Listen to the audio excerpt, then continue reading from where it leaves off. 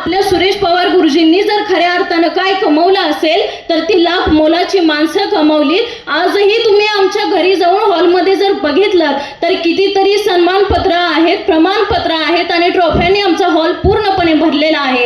मागच्याच वर्षी माझं लग्न झालं, त्या लग्नामध्ये तुम्ही बघितलं एकाच छताखाली 10,000 लोक हा गुरुजी एक गोळा करू शकतो। एका शिक्षकाच्या मुलीच्या लग्नाला जर एका छताखाली 10,000 लोक गोळा होत असतील तर गेल्या 30 वर्षामध्ये या गुरुजींनी जर पैसा संपत्ती न कमवता ही लाख मोलाची माणसं कमवली, हे आवर्जून मला या सभेच्या निमित्ताने सांगावंसं वाटतं।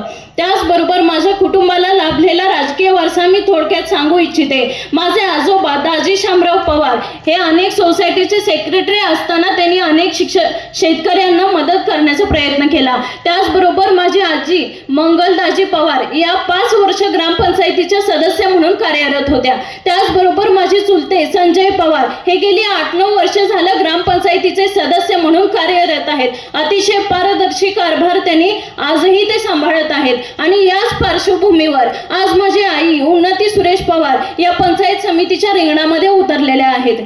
आपल्या सुरेश पवार गुरुजींनी 1995 मध्ये छत्रपती परिवाराची स्थापना केली आणि या छत्रपती परिवाराच्या स्थापनेचा उद्देश हा केवळ स्पर्धा घेणे किंवा लोकांचं मनोरंजन करणे हा नसून अनेक लोकोपयोगी कामे करणे आणि समाजसेवा करणे हा सुद्धा होता आणि हे आपल्या गावानं अतिशय जवळून बघितलेलं आहे। कितीतरी गोरगरीब कुटुंबातील मुलांची लग्न विवाह सोहळ्याच्या माध्यमातून लावणं, त्याचबरोबर कोरोना कालावधीमध्ये अतिशय बिकट परिस्थितीमध्ये या महामारीमध्ये गोरगरिबांना आणि गरजूंना किराणा साहित्य वाटप करण्याचं, त्याचबरोबर गरजेच्या वस्तू वाटप करण्याचं काम करणारं महाराष्ट्र राज्यातलं हे मरवडे हे पहिलं गाव होतं। हे आजही अभिमानाने मी या ठिकाणी सांगू इच्छिते।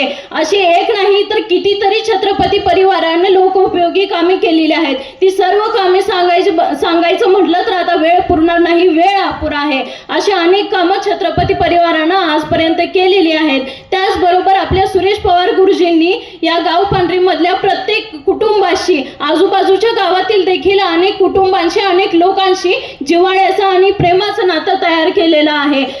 एखाद्या कुटुंबातील दुःखद प्रसंग असो त्या ठिकाणी सांत्वनाला ते गेलेले आहेत आणि हे आजचं नाही मंडळी, गेली 30 वर्ष गुरुजींनी हे काम केलेलं आहे। त्याचबरोबर एखाद्या कुटुंबामध्ये जर शुभ प्रसंग असेल, मंगल प्रसंग असेल तर त्या ठिकाणी पुष्पगुच्छ घेऊन, शाल हार फेटा घेऊन त्या कितीही बिझी शेड्यूल मधून त्यांनी वेळात वेळ काढून त्या प्रत्येक कुटुंबापर्यंत पोहोचण्याचं आणि त्यांच्या शुभ कार्यामध्ये उत्साहाने सामील होण्याचं काम त्या ठिकाणी केलेलं आहे। आणि हेच कार्य करत असताना मंडळी आज तुम्हाला आम्हाला एक संधी मिळाली आहे। याच निवडणुकीच्या माध्यमातून त्यांच्या पत्नी उन्नतीताई पवार यांना या निवडणुकीमध्ये विजयी करून आज त्यांच्या गळ्यामध्ये पुष्पमाला अर्पण करून त्यांच्यावरती गुलाल उधळण्याची संधी आज या निवडणुकीच्या निमित्ताने आपल्याला मिळाली आहे। जो माणूस तुमच्या सुखादुखाच्या प्रसंगी तुमच्या कुटुंबामध्ये सामील होतो, तुमच्या कुटुंबाच्या दुःखात प्रसंगी तुमचं सांत्वन करायला येतो, जो माणूस तुमच्या आनंदाच्या प्रसंगी तुमच्या घरातील शुभ कार्याच्या प्रसंगी उत्साहाने तुमच्यात सामील होतो, आज त्या माणसासाठी तुम्हाला उभं राहण्याची सगळ्यात जास्त गरज आहे आणि या माणसासाठी काहीतरी करण्याची संधी आज मला लाभलेली आहे। त्याचबरोबर